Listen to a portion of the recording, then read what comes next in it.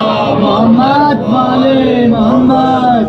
سیرت گرامی میں یہ ملتا ہے کہ جب وہ بچوں کو دیکھتے تھے تو چھپ جایا کرتے تھے اور سلام سرزد کرنے کی کوشش کرتے تھے، پہل کرنے کی کوشش کرتے تھے. ایسا محترم جب ہم یہ سوچتے ہیں تو ہمیں لگتا ہے یہ ہمارے ذہن میں آتا ہے کہ نہیں یہ صرف ایک بچوں کے لیے ہے یا ایک ظاہری طور پر یہ عمل ہوگا. لیکن کچھ علماء نے اس کا فلسفہ جب بیان کیا، اس کا فلسفہ یہ تھا کہ کیونکہ بچوں کا دل اس حالت میں ہوتا ہے جس حالت میں اولیاء خدا کا دل ہوتا ہے، یعنی آلودگیوں سے بالکل پاک. اور جتنے بھی نبی گزرے وہ اس دل کا احترام کرتے تھے، اس دل کی پاکیزگی کا احترام کرتے تھے. تو لہذا یہ بہت اہم چیز ہے کہ ہم اس چیز پر توجہ کریں. لہذا ہر چیز جب تک مثلا کوئی بھی چیز کو سیکھنے کے لیے ہمیں سب سے پہلے ضرورت ہوتی ہے کہ ہم اس کی لینگویج کو سیکھیں. اگر انگلش میں کچھ سیکھنا ہے تو ہمیں سب سے زیادہ ضروری پہلے ہم انگلش سیکھیں، پھر اس کے بعد ہمیں انگلش میں کچھ سمجھ میں آئے گا. ایک بہت بڑے مفکر جو بھی باحیات ہے، خدا کی عمر میں اضافہ کرے، ایوب جمالی حاوی ہے خدا ان کا، وہ قرآن کی ایک تفسیر جو ہے تفسیر تسلیم کے نام سے تقریباً 70-80 جلدیں والی اس کی پرنٹ ہو چکی ہے. انہوں نے ایک چیز لکھی، پریفیس میں ایک چیز لکھی زبان قرآن کے نام سے. قرآن کی زبان کیا ہے؟ ہم بھی یہی سمجھتے ہیں کہ ایکچوئل زبان کیونکہ عربی میں لکھتا ہے تو ہم سمجھتے ہیں کہ قرآن عربی میں ہے، قرآن کی لینگویج عربی ہے. لیکن ایک بہت خوبصورت بحث انہوں نے اس میں کی کہ زبان قرآن فطرت انسان ہے کہ ہر اپنے نفس سے اپنے وجود سے آگاہ ہوگا اس کو قرآن اس قدر سمجھ میں آئے گا. اور واقعی یہ حقیقت اگر انسان کے سامنے انسان کی حقیقت آشکار نہیں کی جائے ماشاءاللہ تو پھر قرآن اس کے لیے بے معنی ہو جائے گا. مثلا قرآن فرما رہا ہے کہ گنگے اندھے بہرے ہیں، یا کچھ انسان ایسے ہیں جو چوپایوں سے بدتر ہے، یا کچھ انسان ایسے ہیں جو زمین پہ رینگنے والے کیڑوں سے بھی بدتر ہے. یہ ساری چیزیں ہمیں کب سمجھ میں آئیں گی؟ جب ہمیں انسان کی حقیقت کا علم ہوگا. اور یہ حقیقت کا علم تب تک ہو ہی نہیں سکتا انسان کو جب تک خود کی طرف توجہ نہ کرے. خود کی ذات کے اوپر اگر غور و فکر نہیں کرے گا انسان تو وہ پستی کا ہی شکار ہوگا، بلندی پہ نہیں جا سکتا ہے. اہم یہ ہے چاہے وہ کسی بھی میدان میں ہو، مثلا ایک غلط فکر ہمارے اندر یہ بھی رائج ہے کیونکہ ہم ایسے سماج میں زندگی گزارتے ہیں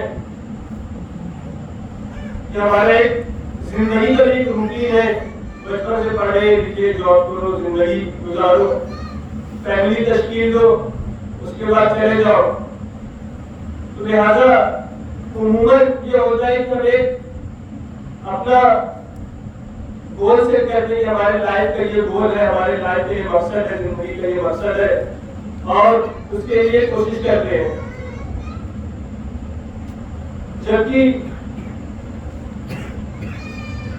بہت سے علماء نے بہت سے یعنی ایسے علماء جو واقعاً منزلت رکھتے ہیں، اس بلندی میں ہے، انہوں نے برجستہ یہ کہا ہے کہ انسان اپنے گول کو طے نہیں کر سکتا ہے. بہت بڑا جملہ ہے اس کا. یعنی اگر صرف اس جملے کو پڑھے انسان تو یقین نہیں کر سکتا ہے کہ انسان اپنے گول کو ڈیسائیڈ کر سکتا ہے، سلیکٹ کر سکتا ہے، چوز کر سکتا ہے. تو اسلامی نقطۂ نگاہ سے جو حقیقت ہے انسان اپنے مقصد کو چوز نہیں کر سکتا ہے، نہیں سلیکٹ کر سکتا ہے مقصد کو، کیونکہ انسان کا مقصد پہلے سے طے شدہ ہے اور وہ مقصد ہے قرب الہی، خدا کی قربت اختیار کرنا. اور خدا نے انسان کے اختیار میں جو چیز رکھی ہے، جس چیز کا انسان سلیکشن کر سکتا ہے، چناؤ کر سکتا ہے، وہ ایسے راستے ہیں جو انسان کو خدا سے قریب کرتے ہیں. اب مثلا کوئی انجینئر بن کر خدا کے قریب ہو سکتا ہے، کوئی ڈاکٹر بن کر خدا کے قریب ہو سکتا ہے، ہر انسان کسی نہ کسی ذریعے سے خدمت خلق کر کر انسان کی خدمت کر کر خدا کے مخلوق کی خدمت کر کر خدا سے قریب ہو سکتا ہے. اس راستے کے چناؤ کا اختیار تو ہے انسان کے پاس، لیکن مقصد حیات کا چناؤ انسان کے اختیار میں نہیں. صلوات پڑھیں.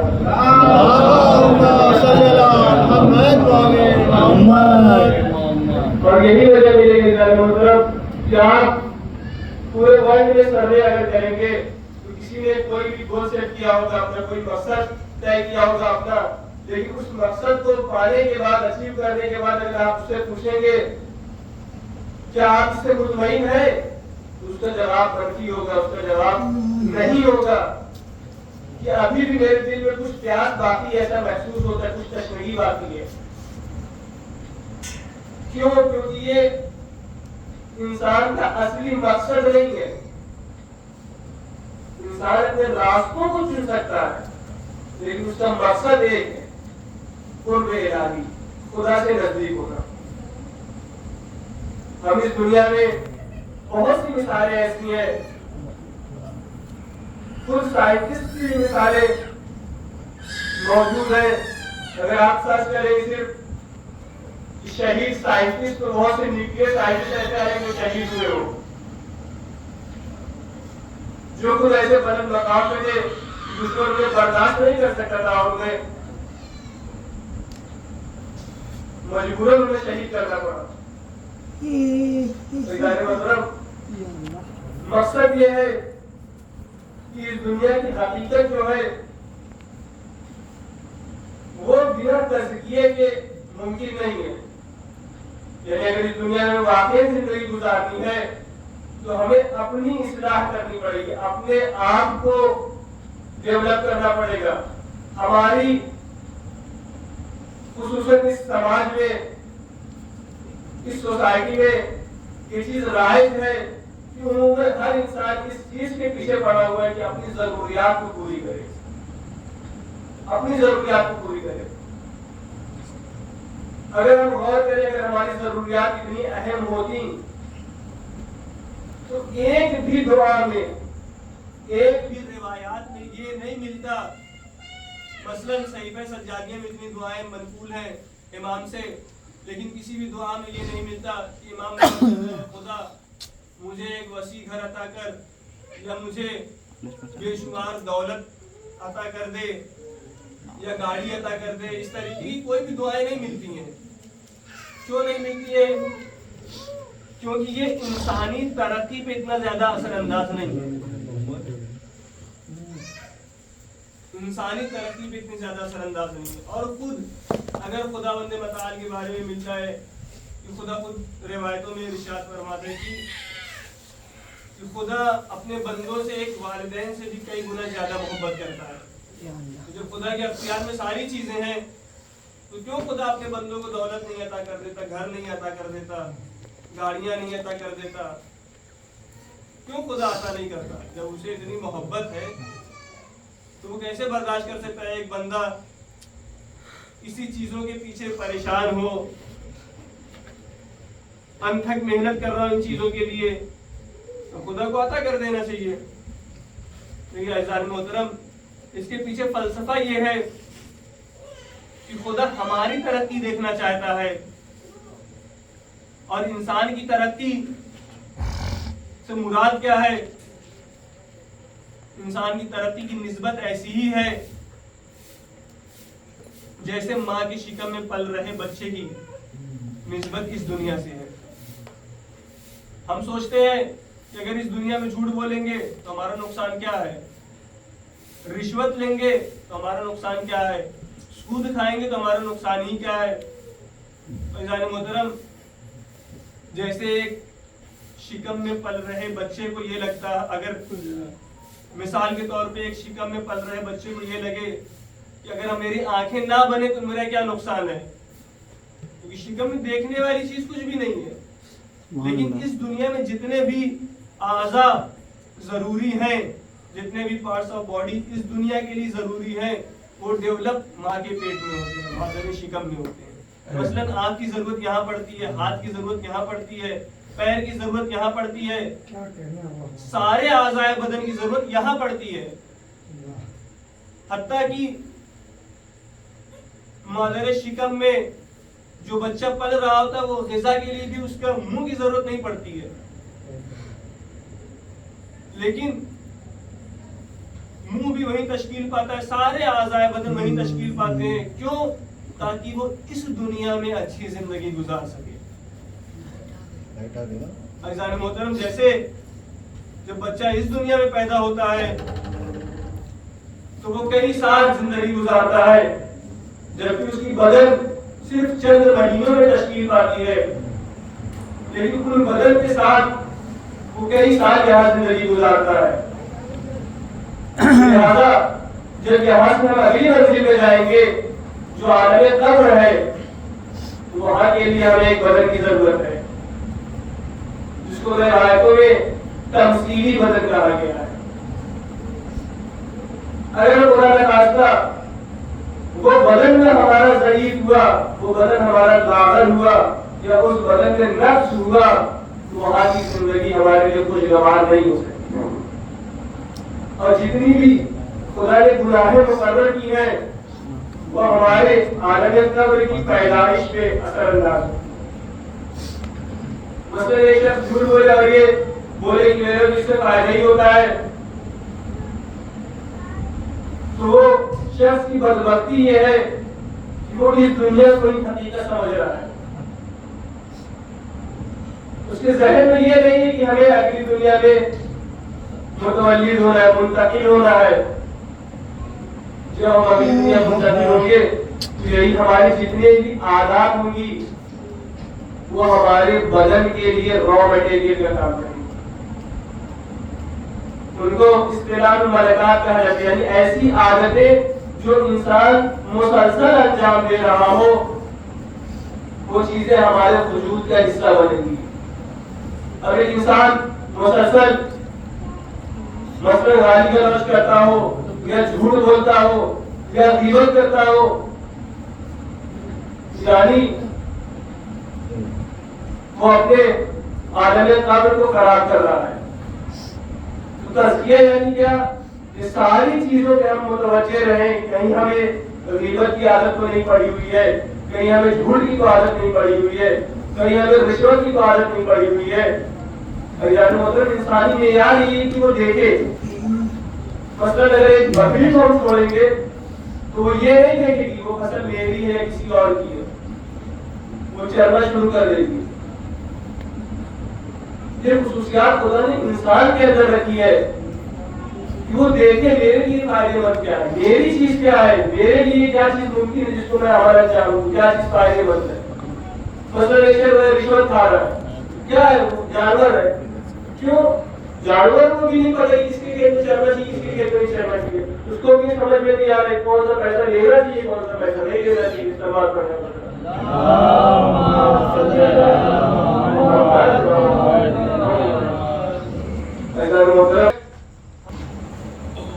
اگر ہمیں اس چیز پہ کام کرنے کی توفیق نہیں ہوئی تو محال ہے بلکہ ناممکن ہے کہ ہم امام کی ناصروں میں شامل ہو سکیں. پہلی چیز جو ملتی ہے، سب سے بنیادی چیز وہ یہی ملتی ہے کہ جتنے بھی شہداء، یعنی اگر ہم خود اصحاب امام حسین علیہ السلام کو یہ تسلیم کرتے ہیں یہ تو 1400 سال پہلے کی بات ہے، لیکن اگر ہم شہداء خدا پہلے حرم کو دیکھیں جو چند سال پہلے کی بات ہے تو ان سب میں یہ چیز کامن ملتی ہے، سب نے اپنے نفس کو بخوبی تزکیہ کیا. اس حد تک کنٹرول کرتے تھے خود کو، اس حد تک خیال رکھتے تھے کہ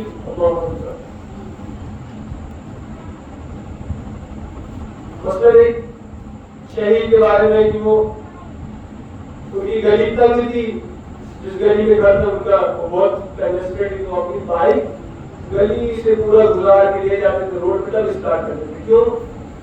ممکن ہے کہ اس کی آواز سے کوئی شور آواز سننے کو خیال نہ کرے. اس قدر کو ہم خیال رکھنا چاہیے. جو متوجہ ہو اپنی ہر غلطی کی طرف، ہر چیز کی طرف. اور یہی سبب کرتا ہے کہ ایسے انسان امام کی مناظروں میں شامل ہوتے ہیں. خدا ایسے ہی شخص کو بصیرت عطا کرتا ہے. اگر ہم میدان کربلا میں دیکھیں تو کہیں بھی کسی بھی روایت میں یہ نہیں ملتا کہ امام حسین نے اپنے صحابہ سے کہا ہو کہ آؤ ہمارے لیے سر کو ڈھیلا کرو، اپنے سر کو کٹوا دو ہمارے لیے. بلکہ روایتوں میں اس کے برعکس ملتا ہے کہ امام حسین علیہ السلام اپنے اصحاب کو جمع کرتے ہیں اور کہتے ہیں کہ میں تم لوگوں کی جنت کی ضمانت دیتا ہوں، تم سب جنتی ہو، اور جو بھی جانا چاہے وہ چلا جائے، میں چراغ بھول کر دیتا ہوں. کہیں بھی سید الشہداء نے یہ نہیں کہا کہ آؤ میرے لیے اپنی جان نثار کرو، بلکہ وہ صحابہ وفا جو تعداد میں بہت کم ہے، جو چراغ بھول کیا، جو دوبارہ چراغ روشن کیا. سارے صحابہ نے کہا یا امام، اے میرے مولا، اگر ہمیں ایک نہیں 1000 جانے بھی نصیب ہو تو ہم آپ پر قربان کریں. یہ ان کی بصیرت تھی. امام نے یہ نہیں کہا کہ تم ہمارے لیے آئی قربانی دو، تم ہمارے ساتھ آؤ، تم کربلا کے میدان میں آؤ ہی. یہ نہیں کہا تم پر واجب آیا تھا. ایسے کوئی بھی فکر نہیں ملتے ہیں. اور اس لیے علماء یہ کہتے ہیں کہ اگر آج کے امام غائب ہے لیکن آج کے مومنین کے لیے ایسی ہی ذمہ داری عائد ہے، ایسی ہی ذمہ داری ان کے دوست پر ہے کہ خود کی بصیرت کو اتنا زیادہ بلند کریں کہ اپنے مقصد کو سمجھیں اور اس زمانے میں ان کا رول کیا اس کو پلے کریں. ایسے اصحاب جو اپنی جان کی پرواہ نہیں کرتے. معمولی بات نہیں ہے کہ کسی شخص کو جنت ملے اور وہ اپنے مولا کی خدمت قربانی دے رہا ہو. اس کا مطلب کیا ہے؟ اس کا مطلب یہ کہ وہ محبت خدا نے دل میں ڈالی ہے جو اپنے مولا کو چاہ کے سار کرنے کو مجبور کر رہی ہے. کربلا کے میدان میں غلام کا واقعہ بھی ملتا ہے جسے ہم چور کے نام سے جانتے ہیں کہ چور کون تھے؟ کئی سال سے عذاب کے خادم تھے. جب آپ کے گھر میں سارے خدمتیں انجام دیتے تھے، جب کربلا کے میدان میں دیکھا تو سوچا میں شہادت سے محروم نہ رہتا ہوں اور ان کو مولا کی بارگاہ میں لے گئے اور کہا مولا مجھے اجازت دیجیے تاکہ میں نظام شہداء سے محروم نہ رہوں. تو آپ نے کہا نہیں جان، تم نے جو خدمت ہماری لی کی وہی بہت ہے، تمہیں زندہ رہنا چاہیے، تمہاری خدمت ہمارے لیے کافی ہے. بس خدمت جاؤ اداس ہوتے ہیں، انہیں سمجھنے نہیں آتا کیسے اجازت حاصل کرے. بس ایک بار اس کی طرح کہتے ہیں مولا سے کہ اے مولا میں جان گیا آپ مجھے کیوں اجازت نہیں دے رہے، میں سمجھ گیا آپ مجھے کیوں اجازت نہیں دے رہے. تو آپ نے پوچھا کیا بات ہے بتاؤ. جان نے کہا میں میرے مولا کو سمجھ گیا کہ آپ میرے بدبودار جسم اور سیاہ رنگ کی وجہ سے مجھے اجازت نہیں دے رہے کہ میں بتاؤں شہداء سے پہنچ سکوں.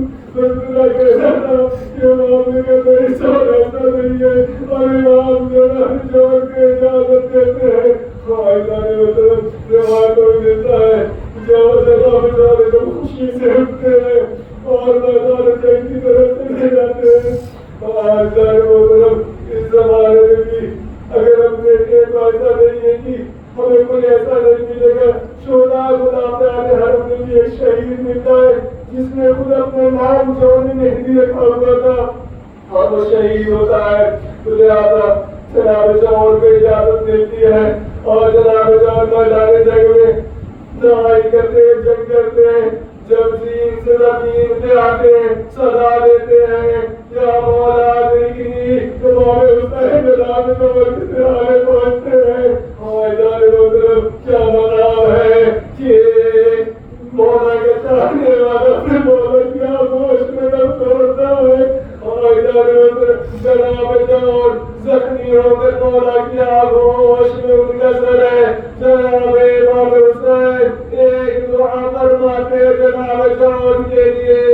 کہ اے خدا جس طریقے سے جناب جوان کا اس زندگی میں جس طریقے سے ان کے جسم پر گزارتا اور سیاہ چہرہ تھا، اے خدا جناب جوان کے چہرے کو دنیا حاضرت میں روشن کر اور ان کے جسم کو خوشبو